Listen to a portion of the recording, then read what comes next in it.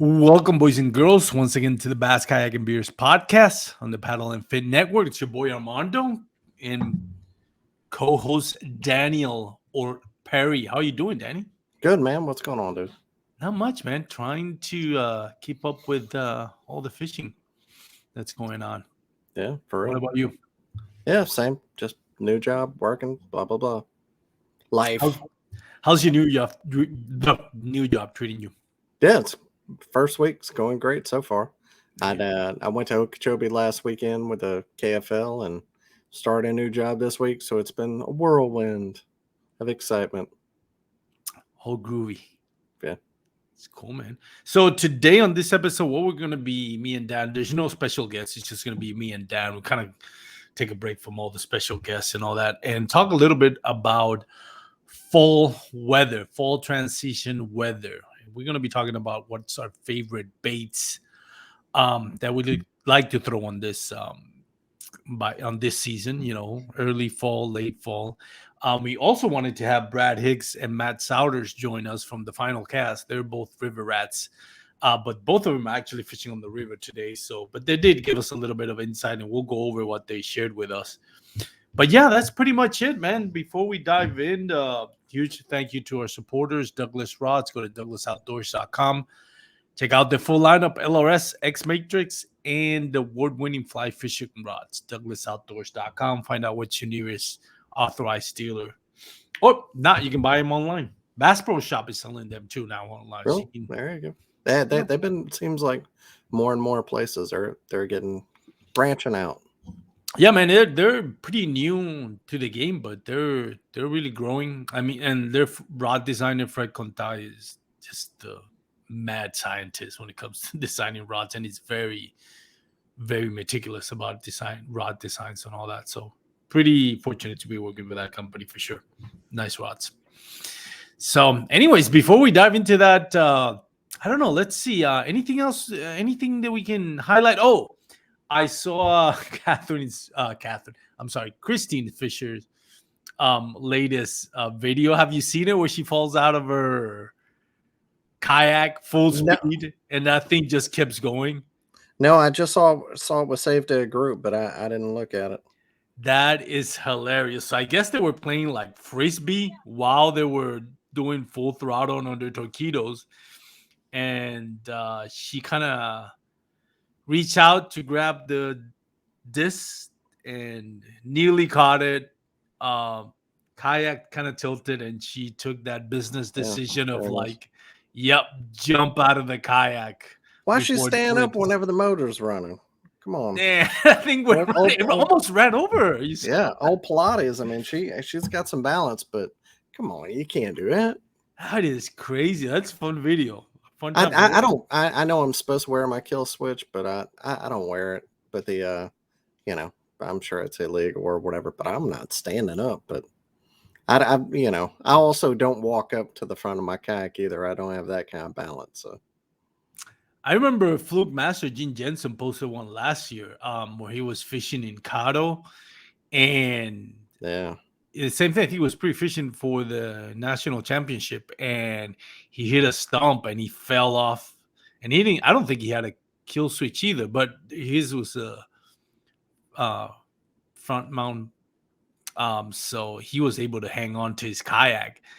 But I was like, dude, you imagine like gator infested waters, you fall in that and your kayak keeps going. Now you have to like swim to try to get that would be a nightmare. Yeah, Okeechobee, I probably should have had that mode. Thinking of it now, I should have had that kill switch on because there was a hell of a lot of gators down there. I might have to start wearing it more. There you go. Anyways, so let's jump right in. We forgot. We're gonna go to a quick waypoints commercial. So Brian Chiller, do your thing. This is where the waypoint commercials go, and then we'll start over with our subject.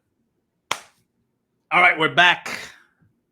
I only took a second for us, maybe like 60 minutes or 90 minutes for everybody else. But anyways, let's do our top 3 favorite fall baits. And like I mentioned in the intro, we also go over what our river rats, Matt Souders and Brad Hicks, like to throw on the river. But for us, we're mostly lake guys, lake rats, if you want to call it. What's your number 3 bait for Let me see fall? what I got as number 3 here. Number 3, I have Lipless Crank, which I think is Yep. for me in the fall, I'm completely selling out.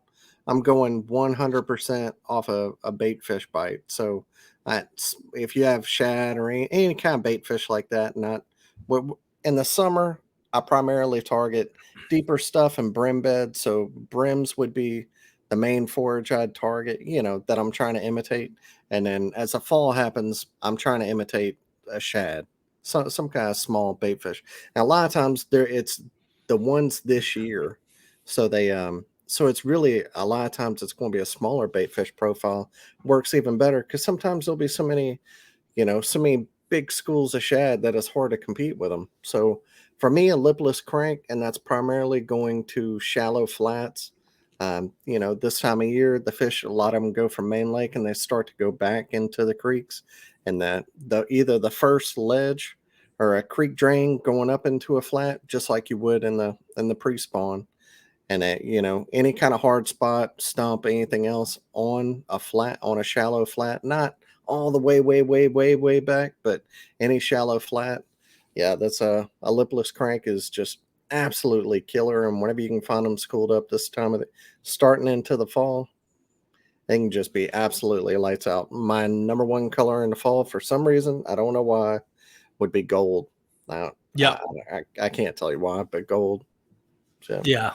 I'm going to touch on that a little bit on my number 1 bait. But yeah, my number 3 bait is an A rig. I like to throw an A rig because that's, and again, this is Texas. So once water starts cooling down, we get a little bit more rain, usually like Texas, like this year, especially considering this year where it's been like so hot and no rain at all. Once it starts cooling off, I mean, in my opinion, I think those bass are gonna be really hungry, and they're gonna be really like they really want to go out there and feed and munch up on a school of bait fish. So I'm throwing an A rig, and same thing. I'm working it on points and transition areas where shad are gonna be moving up, and bass are gonna be following them, coming from the deep and follow them to shore as the season goes on, the transition goes on, the water starts to cool, we get a little bit more rain. That's where I really at the beginning like to throw chad patterns, a rigs, and just same thing, really putting effort on the offshore points and the transition points moving into creeks. I think it's key. It's worked for me in the past. It's not my number 1 bait, but it's definitely something that I'm going to have tied on all the time until water gets really, really cold.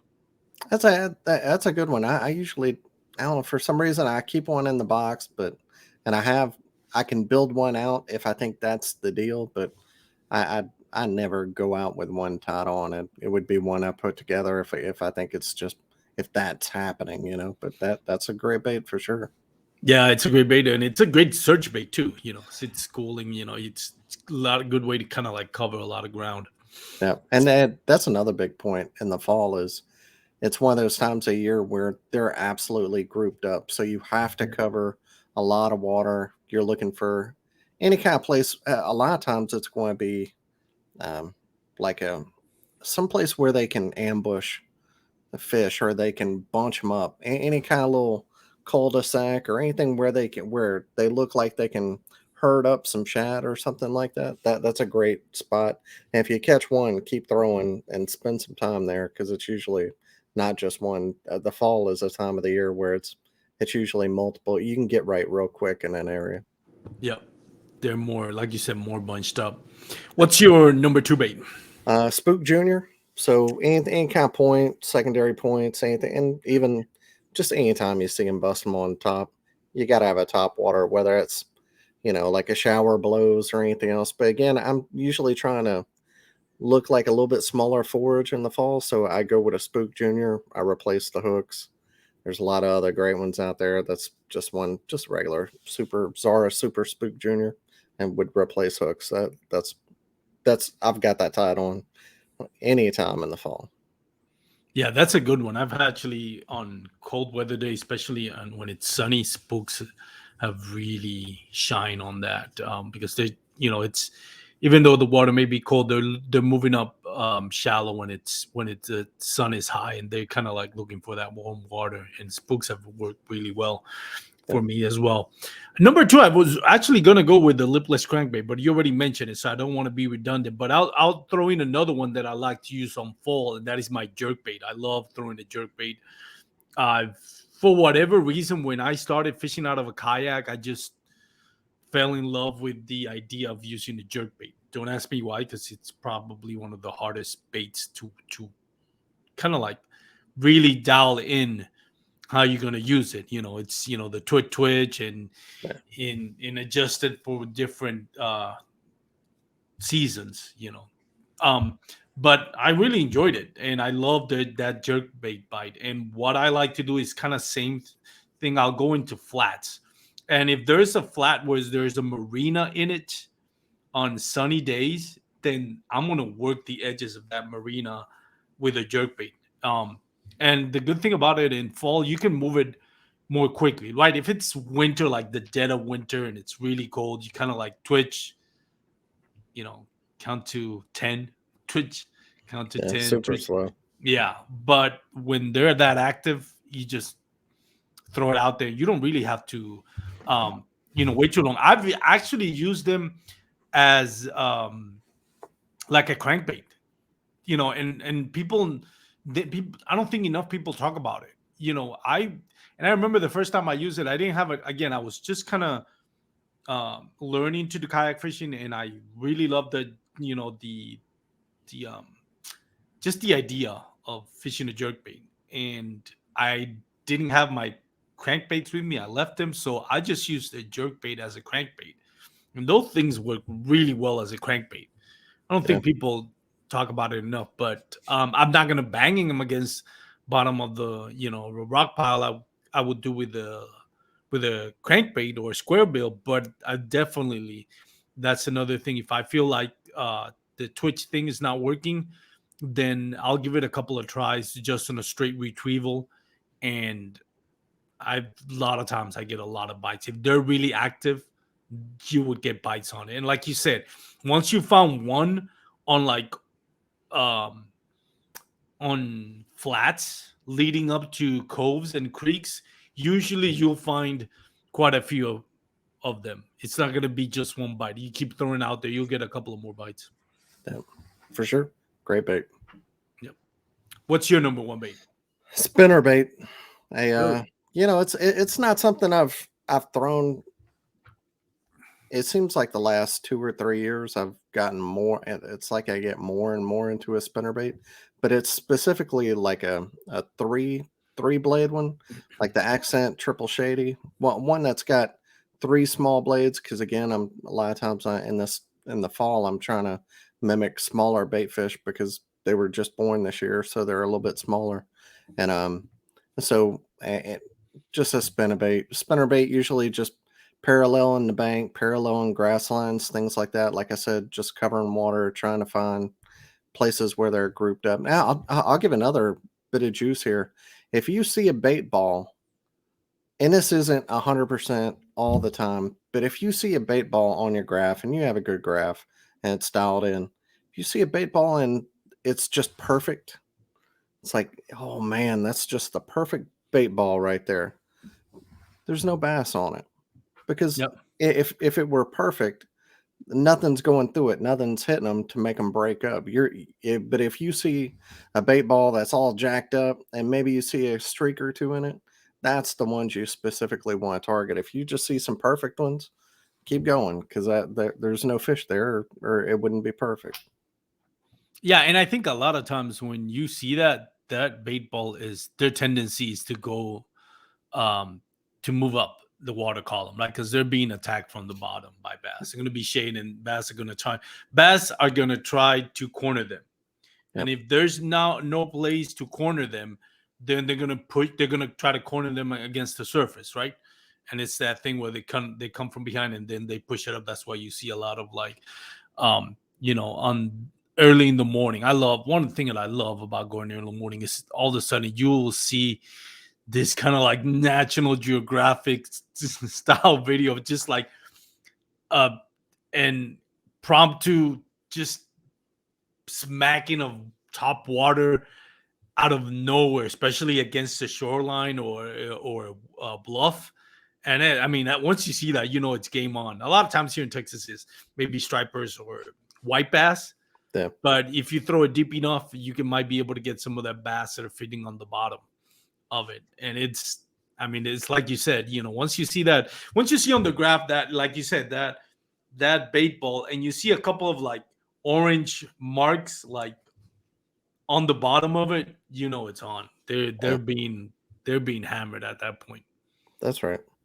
There's like almost no greater feeling as whenever you pull up on your graph and you see a bunch of streaks to a bait ball. It's like, oh, I found it. Yeah, definitely. My number one bait, and should come as no surprise for those that listen to my podcast. You know how much I love a jackhammer, but I really feel like for whatever reason, golden shiners are just that pattern, the golden shiner pattern and I should have brought my tackle box up here to the office, but that one with the gold blade and that gold sparkle on the top of the skirt and then white on the bottom of the skirt, that just shines in fall for whatever reason. And that I'll usually be like going kind of like not getting into winter, but more like, late October. I'll just use that more going into creeks and past some transition points where now I feel like those shots are moving more to creeks. And for whatever reason, again, that golden color just shines. I don't know why. I've heard a lot about it. I've tried it, and truth be told, it makes a difference. Right now, to me, more than like the black and blue and the other one, the Be Light jackhammer, those were great. But when closer to winter, that golden shiner color just shines, man. I agree. I don't know what it is about gold in the fall, but it maybe just the water clarity. I don't know. Gold in the fall. Yep. So did you mention your number one bait already? Or yeah, spinnerbait. Spinnerbait. So let me ask you this. So when you are, we touched on it a little bit, when you are fishing in fall bites versus in summer, I'm assuming you're going deep, right? You're looking more for offshore points or main and lake. fishing deeps. Yeah. Either main lake or I'm going moving water. I'm going way up a creek. One of the two. And summer. Yeah. Mm-hmm. Exactly. So now in fall, where do you target your bass? I'm usually starting at the mouth of it depends on what part of the fall. Like if you have to, in the morning, if you have a hoodie on, I'm starting in the back and working out. If it's still warm enough to where you don't need one, then I'm starting at the mouth of a creek and working back. Working up the creek, you mean? Say what? Going up creek? No, like I'm starting from the main lake going into the creek. Yeah. If it's still warm enough and I don't need a hoodie in the morning, or if it's cold enough to wear in the fall where I do need a hoodie in the morning, I start on a shallow flat. That's where I'll start and then work my way out if they're not there. When you say work your way out, is to the main lake? Yeah, back out towards secondary point and main points, things and like the that. reason for that, what do you do that for? I think in the late fall they're further back, and in the early fall, whenever the transition from late summer to that September time frame, I think a lot of the meat is still main lake to first secondary points up in there. I don't think they've usually went all the way back. I mean, there's fish in every part of the lake all part of the year, but I mean like the main meat of the biosphere of bass. Is that what it's called? Biosphere? Or I'm thinking like biodome. Word, but yeah. Bio something. I'll buy it. It's bio something. The main like let's say the biggest percentage of bass are from main lake to secondary points in early fall, and then late fall it's from secondary points to the back to a shallow flat. Yeah. And the reason for that, for those out there that might be listening, and some of you might just be getting into bass fishing and still learning, just like we all did. It's I feel like Chad, when it's really hot, they're gonna look for shade, and when it starts getting cooler, they're gonna look for sunlight. They're gonna be looking more for like water that's gonna stay at a steady temperature. And that's obviously going to be moved. That's why when we talk about that, that's what we're saying. When they're moving from the deeps up to the creeks as the season progresses, because now the water starts to get colder, the fish get more active, and then they start. By winter, depending on where you live, of course, they're going to be where the water temperatures are just going to stay more warmer. And there's also a lot, and I wish I knew more about it. I'm no expert, but like the lake rolling over, thermocline. There's a lot of water where the oxygen is certain time of the year and into the fall if it turns over. I don't understand all the science behind that.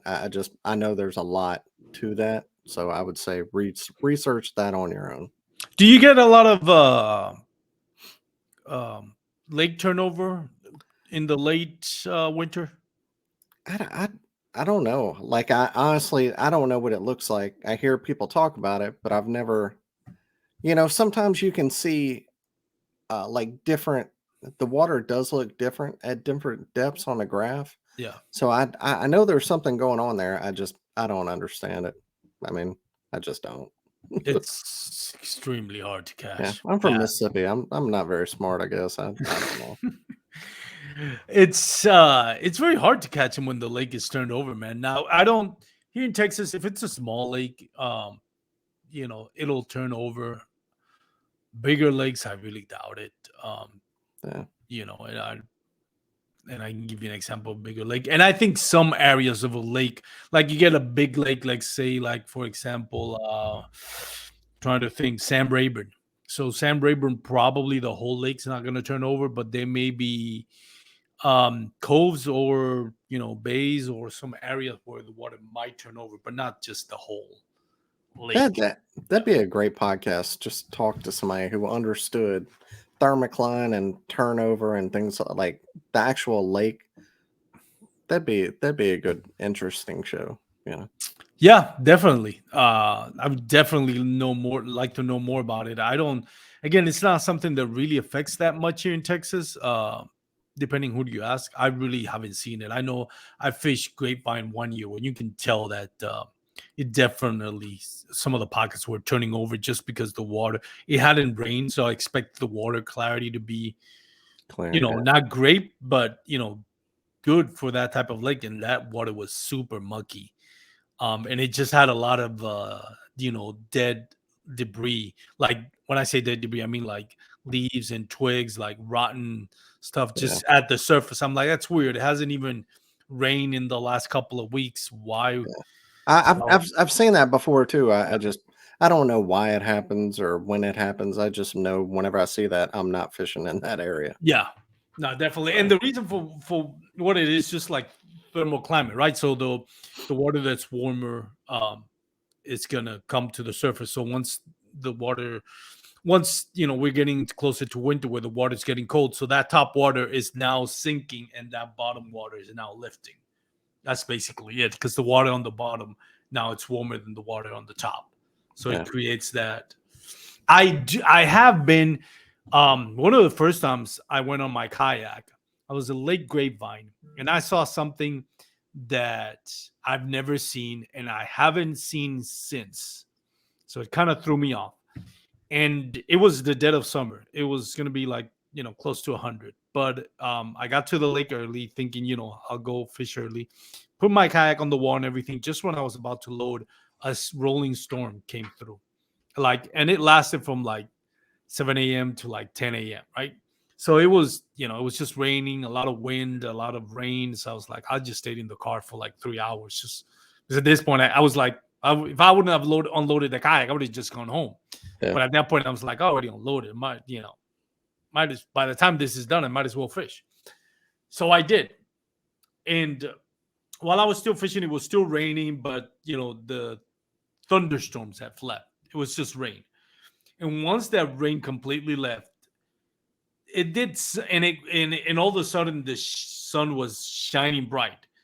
It did something to that water where it's just like that mixture of like cold rain came down, or not cold rain, but rainwater that's a lot colder than what the surface of the lake is. And then when that sun came out blazing, it just created this thermal climate change, and it pushed all the bait fish to the top. And that was been one of my best days on the water, because literally I had the next 6 casts, I was on fish.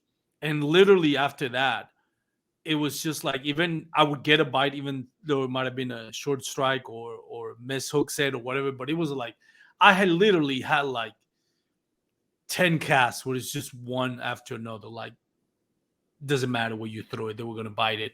And it was just at a flat. But it did something. And it's crazy because I've been in situations like that before, where it's like hot summer and all of a sudden a storm comes through, and I'm thinking this is gonna be awesome. And the whole completely the opposite of what happened that day. Exact same conditions, but now for some reason the bite was just dead. So I don't know how that works, but I wish. Yeah, I don't know. Some of that scientific type stuff, I'm never going to understand, or some of the biology of the bass. Some people really get into that. That ain't my bag, man. Yeah, that'd be nice to know. Go the whole Drew Gregory and be like a real student encyclopedia of bass fishing. I'm always amazed every time I talk to Drew Gregory about bass fishing. It's like the knowledge that this guy has. Like, no wonder he doesn't need fancy equipment. I think I lost you. A friend of mine, Lance. Okay. Oh, there we go. A friend of mine, Lance. I'm about to run my internet cable. I got it figured out how I'm going to do it, because my internet seems like it's getting worse and worse. But my friend Lance, he's on the KFL team too. He's him and Drew. They're the same kind of guy, super detailed, love all the biology and all that, and he just blows me away with his knowledge. Well, I mean, the biggest thing to me is, we talk about the electronics, the rods, the reel, the kayaks, 360 drive, live scope, all that. Biggest factor, and I think Drew's proved it, is your mind. If your head is right and and you can, power through those grind and stay focused, and that's the psychological part of it. Now, the knowledge part of it, like that interview I had with Drew Gregory about winning 3 different tournaments in 3 different lakes with 3 different species back to back to back. I mean, when he started talking, well, I fish for this type of bass, but that bass on that lake is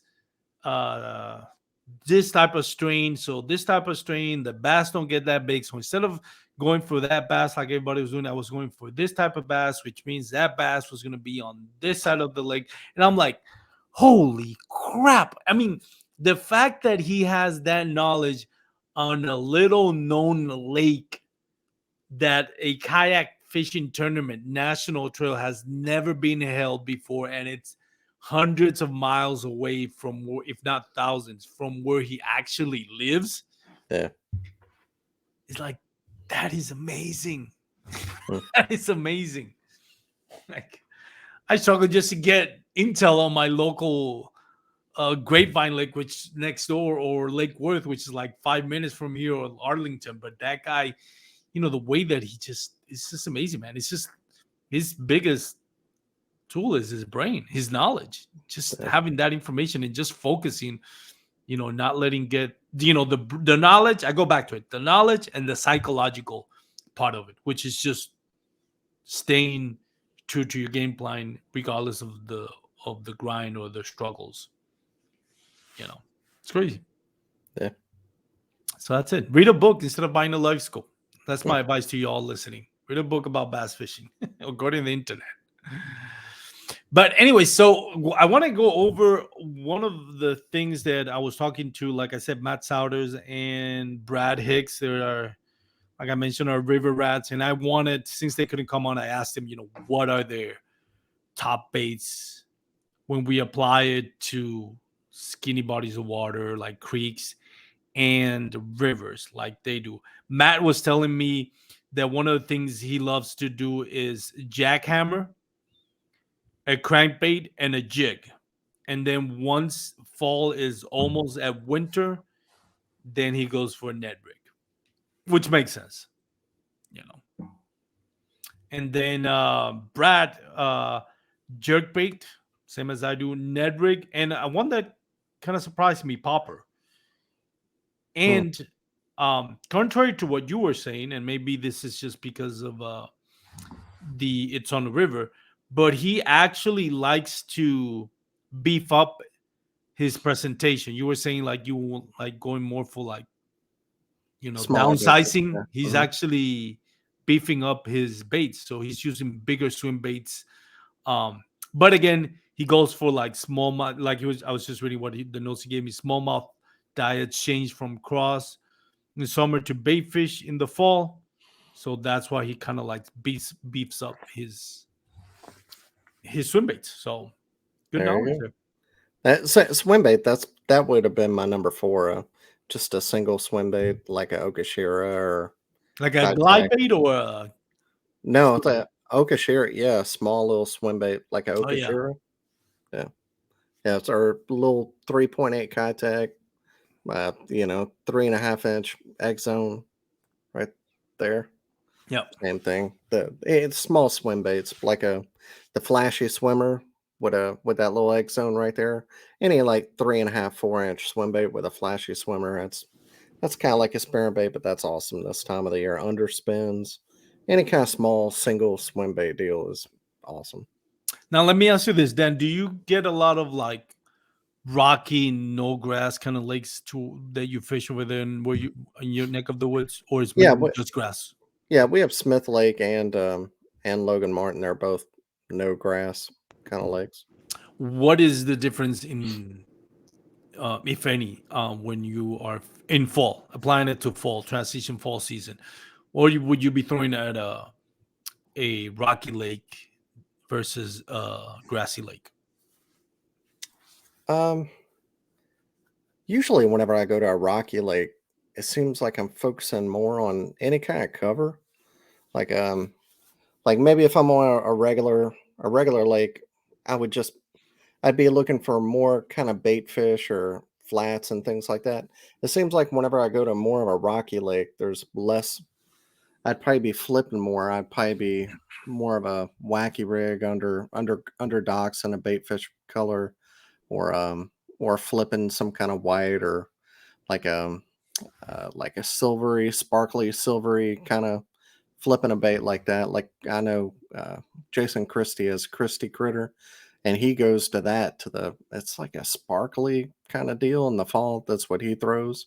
So yeah, usually some kind of seems like rocky lakes, any kind of cover, especially isolated. To me, that's where I do the best. Like Yeah, if you have that one dock, you have like a bunch of docks and then no dock for 100 yards, and then one dock off on its own. Like spend 20 minutes on that one dock because it's loaded up. yeah, I Yeah. agree. To me, when it's rocky lakes, then I maybe ditch the for example, like the jack. Well, I wouldn't dish a jackhammer because I love that, but I would Yeah. probably, if I want to pick a number 4 bait, I would say a crankbait with shad color, golden shad. Yeah. It works really well. Just kind of bang it. I don't have to worry about grass you getting cut up or something like that, because once the grass starts dying, it kind of get clumped up, Yeah. and it's so I on that one I would just like I would I'm gonna tie up a crankbait with the Chad color or electric shad color, or golden shiner too, and That's I just mean work it. Yep. that that's a good point. I probably would throw more crankbait, like grinding kind of crankbaits on a rocky lake. Lipless would be more, on some kind of grassy lake, especially if I can kind of rip it through the grass, let Yeah. it take the bottom of the grass and then rip it up. But more like I'm pretty much Little John series, Pro Little John. I throw all those all year long. And like on Logan Martin earlier this year, two of the three fish I caught on that lake and I won that tournament were Little John MD. So yeah, more rocky lakes. I probably am going more crankbaits.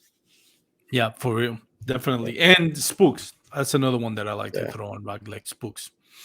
I don't know why. I've never rocky lakes, especially on flats. I don't even bother throwing a popper frog or anything like that. To me, it's just spooks and just tend to be. I mean, frogs is. I will use frogs towards the beginning of the fall season, but it's gonna be on grassy lakes. It's not gonna be on rocky lakes. Yeah. I'd say like also too on a rocky lake, probably my number 5 bait would be a buzz bait Oh if I yeah, want a quarter ounce butt because I like the smaller profile in the fall. A quarter ounce buzz bait on a grassy lake. But if I'm not on a grassy lake, I'm probably throwing that like Plopper 75, the small one. yeah. I'm probably throwing that on and creeks too, but I'm probably throwing that on, around a moving top water, I guess. That'd be my number 5 bait. Yeah, definitely. Yeah, Yeah. sounds solid baits. You can't go wrong with that. Try to Yeah. keep it simple. One thing that um, and this is kind of stemmed from previous conversations you and I have. One thing that I started doing is, as you grow as an angler, you kind of mature, right? Um, and when I mean that, I mean you mature in your knowledge and you don't get distracted with the flashiness of some new bait or something like that. Now, granted, there are some that you were like, okay, this is new. I want to check it out. Hellraiser, not Oh, I was Hellraiser, about to say Hellraiser Hellraiser. from Z-Man. I would love to check that out. But one thing that I've kind of like made it a point lately is just kind of organize, what my soft plastics are gonna be, and just stay true to them instead of just buying like, I'll buy ozone here's and then Kitech or um whatever, KVDs or strikings, whatever it is. I've gotten to a point where it's, listen, I'm just gonna focus on, you know, on a creature style soft plastic, cross style soft plastic, um, ribbon worm, uh, Yamamoto's type Senko, like a Yeah. stick worm, and as far as soft plastics, and maybe for uh, bedding season, spawning of a salamander, and maybe a brush hog. That's it. But I'm like, I'm done with trying to experiment with this or that, or just like I'll find it. And I'm not gonna say brands or anything like that because I'm not here to promote any brands. But like that's it. A beaver style, a cross style, a soft plastic swim paddle tail, a brush hog, and a salamander, and I'm gonna and all of them. Oh, and the Senkos, not necessarily Yamamoto Senkos, but just the Senkos in general. And that's it, 3 colors, man. Just 3 colors. Yeah. The pumpkin, watermelon flake, the black and blue, and what's the other color that I like to do? Green pumpkin, black and blue, and forgot the other color that I use. Forgot the name of it. Anyways, Watermelon? watermelon, yeah, I guess. I mostly, honestly, I just use white, and for Yeah. like the swim baits, I'll go with white as well. Pretty much But all that's it. if with X Zone, I mean, not like I'm trying to sell X Zone, but I throw of almost all my baits, I have black and blue, a green pumpkin, but I carry some colors with me if I want to, spice it up a little bit. Yeah. Um, some kind of white and the 309, which is like just more of a glimmer, more of a translucent brim kind of color deal. That's Oh, that's my 4 colors that I carry. I mean yeah. that's pretty much across everything. That's it.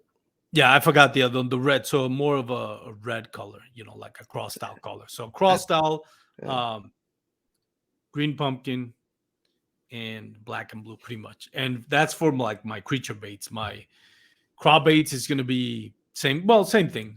Cross style, green pumpkin, and black and blue. Swim baits is just gonna be shad.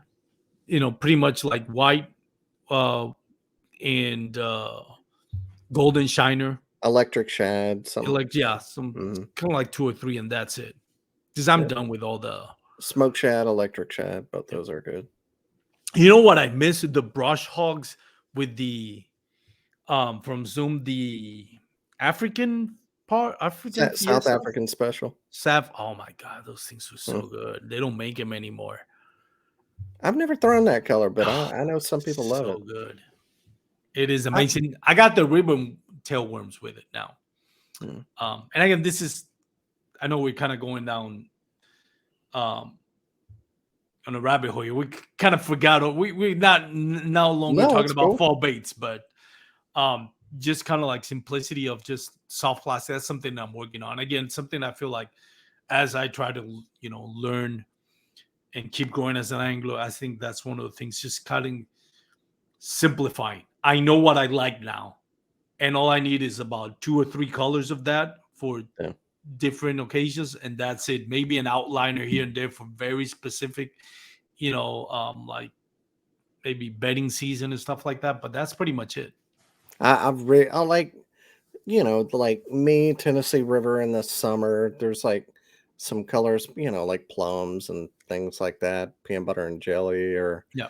that there might be every now and then there might be a different color that I carry, but I have sized down all my soft plastics. Like if it if everything I have, if it doesn't serve multiple purposes, I don't carry it anymore because I've sized down every time I size my stuff down, both my baits and my soft plastics, the better I get, the more I win. So it just I I think for a lot of people, I mean, I'm not Drew Gregory, obviously. I don't carry that few things, but yeah, I think a lot of people would be surprised about how much I carry because it's not much. Yeah. But and it's different taste for different folks, I guess. I know I've wished, and I mentioned a bunch of times, Rolando Nandin, who takes 16 rods with him. You should see his like, collection of like treasure trove of soft plastic is crazy. But in talking to him, you get a lot of knowledge. But yeah, he's one of those that loves he loves to have his options on the water. He feels comfortable with it. Who's that? Rolando Nandin. Oh yeah, yeah.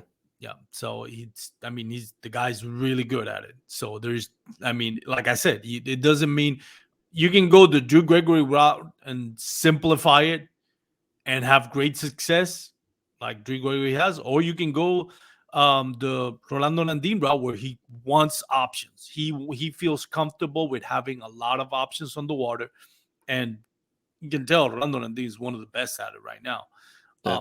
So you Like know, I guess I mean more like especially with my soft plastics, if like I'm trying to think of something that would be okay, like the adrenaline craw, which is like a Z craw. It's just like a paddle tail kind of beaver deal that actually swims. I have that for swim baits. I have it. I could use it on jigs. I can use it on a buzz bait. I can use it on like it has to serve multiple purposes to be in my box. There is no plastic. Even my stick baits, I use them for either a wacky rig, a Nico rig. At least there's at least two. I don't carry any soft plastic that can only do one thing. It just isn't worth me having it in the box anymore. I really try to think all that out of what bait I can use multiple ways to carry less things. I'd rather carry a fourth color than I would another bait. that's true. Yeah. I agree with that. How many rods do you carry with you on a tournament day? It depends on what I'm doing. I can carry 12, but if I can put six, in the Hobie Pro Angler 14 where I Yeah, have six rod holders, if I can just carry six, I feel like people are in trouble. Like I'm on them because I don't have to worry about anything sticking up. and I can go anywhere. I feel like I'm more streamlined. So 6 would be ideal. I know it sounds crazy. It even sounds crazy to me because I used to never have less than 10, but I can carry 5 on, 7 on the box, 6 down, and then two other rod holders. So I can carry more than I want. Yeah. But if I can carry 6 and have them horizontal, that's the You deal. can. I've put up to 12 just horizontal because those on the you can put like Yeah, I'm not gonna lie to it's you, it's a such a little bit bitch. mess. Oh yeah, And because if you do that, then you have to definitely have to have rod socks on them. yeah. You can't just put them without the rod socks. If you're gonna have more than one on each hole, but yeah, I've gone through like 12, like 6 and 6 on each side, and it, I have 5 that on my yak gadget crate. I have 5 that go up, and I have one on each side of the yak attack tether tubes where they're kind of on a 45, yeah, so they still stay down pretty far. And I have that tether on there, so if I hit a tree, it can't pull them out of there. So I tether those 2 down, so I can carry 8 that are pretty much all down. 6 that are definitely all the way down, and 2 that are I can get almost under everything. You know. yeah. Yep. Well, that's pretty much it, folks. Not a long episode today. We kind of want to keep it light, and just have a fun conversation. Sometimes bringing special guests, you have to prepare yourself. You have to figure out what you're going to talk about. It's not that it's stressful. You meet a lot of great people. Don't get me wrong, but every now and then, I just like to have a buddy talk and just talk fishing with my buddy here, Dan, instead of just doing the whole interview process, which again we That's right. both love doing. We just every now and then we need a break from it, right? Yeah, and the fall's fun. Just cover more water, you'll find them. That's it. Yeah, What's your plan for the weekend? Fishing this uh, weekend? no, this weekend, next weekend's all family, and then we've got 2 games at home for KFL, but or no, I don't know. That's coming up before in a few weeks. But I'm my friend's got a pond, and he needs some fish taken out of it, some Ooh, bass, and it's totally loaded up with bass, and it's a great time. So I think I'm going to go there and catch them. I usually don't keep bass, but so I'll go catch it. They're trying to get like 200 out of the pond, so I'm going to really? go down there and catch them, mess up, and clean them up for some friends. Yeah, There you go. I mean, if it's yeah, like a private pond, I don't. yeah. I mean, and Yeah. again, people can. I mean, I don't like to like get into the whole debate. Oh, you can't eat it. Dude, yeah, you can eat it. Who am I to say? Yeah, it is okay to eat a catfish. No, it's not. Nobody named me or anybody else for that matter the ethical guardian of what that- fish to eat or not. I would prefer not to eat bass. yeah. I And cringe everybody yeah. eats one, but I'm not gonna judge anyway. Just because I love the fish so much. Not that I don't catch it. I don't keep them on a lake, but in this situation, he has to call them out because there's too many yeah, bass, so they can't get any bigger. So he wants to pull a bunch of them out. So in that case, yeah, I mean they eat just fine. So I'll get them and clean them up for some friends. Be a good friend, you know. I definitely. get to have fun and catch them and do something for my friends. So that'd There be you good. go. I'm definitely gonna go fish tomorrow. Weather seems to be cooling down, so but I have no idea where I want to go. Like I have Go no idea. go to Fairfield, man. You live I know. Well, Fairfield. This is the thing. I should have bought. I have to buy. I thought about going to Fairfield, but I have to buy the state park pass or something. I don't know what Fairfield. They were gonna. There, it's up for sale too. really Yeah, it's up for sale. So whoever wants to buy it can buy and make like a Trophy Lake, yeah. trophy lake theme park out of it. I think kind of like Yamamoto style. Like Gary Yamamoto who owns a park here or Huh, not a ranch, and he has like 7 ponds. If you ever come, I've actually fished that. It's pretty good. that's cool. But I need to buy like You a just get a park pass for the day, right? yeah about the. I'm reading on it right now. Man, I had so much fun there. If I lived anywhere near that lake, I'd be there all the time. I've heard I've never fished it. but I've heard is really, really, really good. That one day I was there, 24 24s came out that day. I No, don't know. five 24s were caught that day. It's crazy. I don't know, man. Going into a lake that I've never been before, just at the last minute, I don't know. Maybe I will. It's I not don't know very yet. big. Yeah, maybe I will. I'll Yeah. let you know. I got to put some content out there, so we'll see. There you go. Do it. Catch you at PB. Anything else? No, man. All right. So, for those out there listening, you made it this far. Thank you. Appreciate it. Hope you had fun with this episode. Go check out our sponsor, Douglas Rods. Go to douglasoutdoors.com. Check out their full lineup of rods, rods and fly fishing rods. That's what I meant to say. And if you're going to be on the water, please wear your PFDs. If you're going to have a couple of beers, drink responsibly. Make it sure you make it back home to your loved ones. And tip one for your homies. There you go. They're going to be working that tomorrow. Tip one for you guys working tomorrow. Peace out, everyone. Later. Boom.